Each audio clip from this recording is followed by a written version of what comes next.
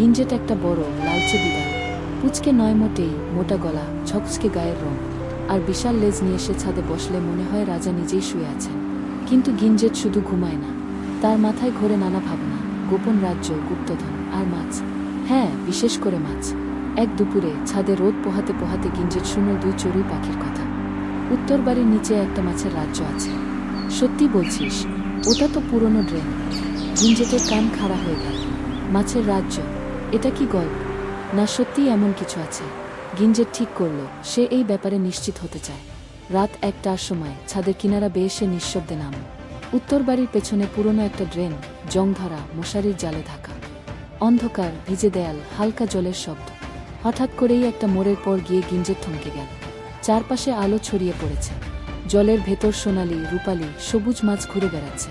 মাঝখানে এক পাথরের ওপর বসে মাছরাজা, তার মাথায় পানির ফেনায় তৈরি এক মুকুট। রাজা বললেন, কে তুমি, বিড়াল শাবক? গিঞ্জেট সামনে নিয়ে বলল, আমি গিঞ্জেট, মাছ খেতে ভালোবাসি, কিন্তু আজ এসেছি রাজ্য দেখতে। মাছরাজা হেসে বললেন, ভদ্র বিড়াল, তবে আমাদের রাজ্যে এখন বিপদ। একটা প্লাস্টিকের পাইপ পড়ে গিয়েছে, জল আটকে গেছে। ছোট মাছেরা দম নিতে পারছে না। অনেক চেষ্টা করেও মাছেরা পাইপটা নাড়াতে পারছে না। গিঞ্জেট বলল, তাহলে আমিই দেখি। ঠোঁট থাবা, লেজ দিয়ে বহুক্ষণ ঠেলাঠেলি করে একটা টানেই সেটাকে সরিয়ে দিল।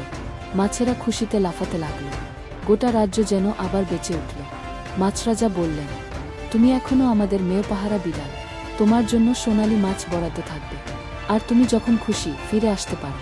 তারপর চুপচাপ ছাদে ফিরে এলো। সকালবেলা সে ছাদে রোদ পোহাচ্ছে, যেন কিছুই হয়নি। পাশের এক লোক বলল, এই বিড়ালটা সারাক্ষণ শুয়ে থাকে, কি নির্লজ্জ অলস। গিঞ্জেট হাই তুলে একটু লেজ দোলালো। তার মুখে যেন মুচকি হাসি। ওরা যদি জানতো আমি আসলে কি করি। সেই থেকে প্রতি পূর্ণিমার রাতে গিঞ্জেট ফিরে যায় মাছের রাজ্যে, ওই গোপন জলের নিচে। সে পাহারা দেয় এক রাজ্যকে, যার খবর কেউ জানে না।